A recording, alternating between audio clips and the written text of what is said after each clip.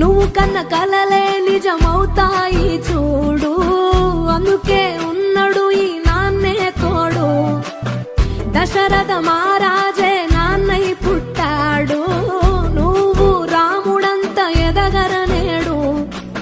చరితలు ఎన్నడు చూడని మమతల గూడే వీధిరో, సంపద అంటే ఏదో కాదురో, ఇంతకు మించి అది